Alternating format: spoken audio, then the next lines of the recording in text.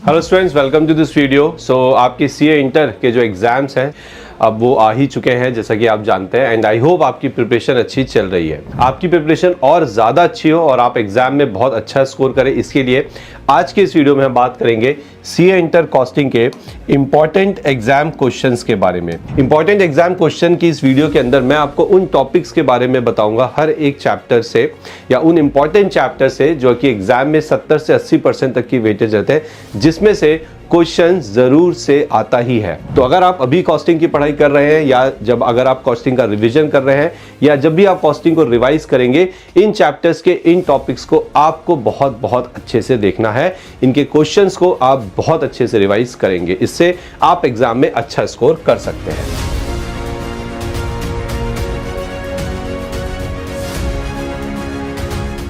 चलिए, तो यहां पे आप देख सकते हैं कि मैंने चैप्टर्स के नाम लिखे हैं और आगे और भी चैप्टर्स हैं, ठीक है। और उनके अंदर जो टॉपिक्स हैं वो मैं अब आपको बताऊंगा। अपनी कॉपी और पेन लेके बैठिए और जो टॉपिक्स मैं आपको बता रहा हूं उसे अपने साथ साथ लिखते चलिए, ठीक है। तो सबसे पहले अगर हम बात करें मटेरियल चैप्टर की, जो कि एग्जाम के पर्सपेक्टिव से एक इंपॉर्टेंट चैप्टर है ना, इसके अंदर आपको इकोनॉमिक ऑर्डरिंग क्वांटिटी के जो क्वेश्चंस हैं, चाहे वो डिस्काउंट वाले हो चाहे विदाउट डिस्काउंट वाले हो, वो आपको ज़रूर करने हैं। और जितने भी आपको लेवल्स दे रखे हैं, रीऑर्डर लेवल, मैक्सिमम लेवल, ठीक है, इसके क्वेश्चंस आप एक बार ज़रूर देख लीजिएगा। फॉर्मूला बेस्ड है, फॉर्मूले आपको डेफिनेटली अच्छे से याद होने चाहिए इस चैप्टर के। एंड उसके अलावा आप यहाँ पे एक question FIFO, LIFO and weighted average का ज़रूर देख के जाइएगा, ठीक है। तो आपको ईओक्यू के क्वेश्चंस देखने हैं विथ विदाउट डिस्काउंट वाले, लेवल्स के फॉर्मूले बहुत अच्छे से देख लेना और FIFO LIFO weighted average method के क्वेश्चन को, 1 से 2 क्वेश्चन को जरूर देख लेना, ताकि आपको एक फ्लो का आइडिया हो जाए कि कैसे इसके क्वेश्चन को सॉल्व करना है। लेबर चैप्टर की अगर बात करूं तो यहां पे आपके जो प्रीमियम सिस्टम्स हैं, प्रीमियम पेमेंट सिस्टम है, जिसके अंदर आता है हेल्से सिस्टम और रोवान सिस्टम, ठीक है। हेल्से एंड रोवान, इसको आपको बहुत अच्छे से करना है क्योंकि इसमें से जनरली क्वेश्चन एग्जाम में पूछा जाता है। इसके अलावा आपको इफेक्टिव वेज रेट की जो कैलकुलेशन है, ठीक है, वो करना जरूर आना चाहिए, ठीक है। ओवरहेड्स की बात करें तो काफ़ी लेंदी चैप्टर है, बड़े बड़े इसमें वो होते हैं। अगर आप देखेंगे सॉल्यूशंस, तो यहाँ पे आपको कौन सी चीज़ इंपॉर्टेंट है, आपको ओवरहेड का जो रीअपोर्शनमेंट है, ठीक है, जो रीअपोर्शनमेंट है, 3 अलग अलग जो इसके मेथड होते हैं रीअपोर्शनमेंट के, ओके, आपको वो बहुत अच्छे से आना चाहिए। इसके अलावा आपको ओवरहेड एब्जॉर्प्शन रेट की कैलकुलेशन आनी चाहिए। आगे बढ़ते हैं और एबीसी चैप्टर में आते हैं। देखो, इसमें तो मैं आपको सीधे सीधे ये बोलूंगा कि 2 से 3 क्वेश्चंस एबीसी के आप जरूर से करिएगा, ट्राई करिए कि अपने हाथ से सॉल्व करिए, क्योंकि इसका क्वेश्चन एग्जाम में आता है और इसके जनरली जो क्वेश्चन है उसमें बहुत ज़्यादा वैरायटी नहीं होती है, एक ही तरह के होते हैं। तो 2-3 अच्छे से क्वेश्चन प्रैक्टिस कर लेना। कॉस्ट शीट की अगर बात करूं तो सेम चीज़, वही जो मैंने एबीसी में बोला, 2 से 3 क्वेश्चन आप कॉस्ट शीट के करिए और इसके अंदर आपको ये चीज़ आनी चाहिए क्या कि कॉस्ट ऑफ प्रोडक्शन को कैसे निकाला जाता है, खासकर जब क्वेश्चन में opening stock, production unit, sales units और क्लोजिंग स्टॉक दिया गया हो, ठीक है। तो कॉस्ट ऑफ प्रोडक्शन की कैलकुलेशन आनी चाहिए और 2 से 3 अच्छे वाले क्वेश्चन आपको इस चैप्टर के प्रैक्टिस करने हैं। मार्जिनल कॉस्टिंग की अगर बात करें, ध्यान से देखिएगा, तो पूरा का पूरा जो मार्जिनल कॉस्टिंग है इसमें फॉर्मूला बेस्ड है, आपको पता ही है। तो ये सारे फॉर्मूले आपको बाय हार्ट अच्छे से याद होने चाहिए, ठीक है।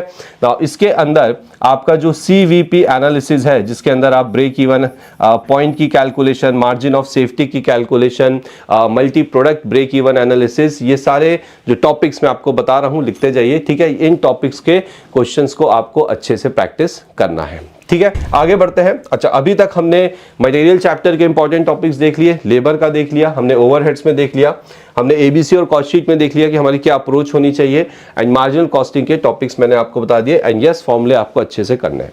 बात करते हैं हम स्टैंडर्ड कॉस्टिंग की। तो स्टैंडर्ड कॉस्टिंग भी आपको पता ही है कि एक फॉर्मूला बेस्ड है। तो जितने भी फॉर्मूले हैं इसके अंदर, जितने भी वेरिएंस है, चाहे वो मटेरियल हो, लेबर हो, वेरिएबल फिक्स ओवरहेड्स हो, सारे वेरिएंस के फॉर्मूले आपको याद होने चाहिए। और जब आप प्रैक्टिस करेंगे तो आपको फिक्स ओवरहेड का वेरिएंस जो है इसका प्रैक्टिस बहुत अच्छे से करना है।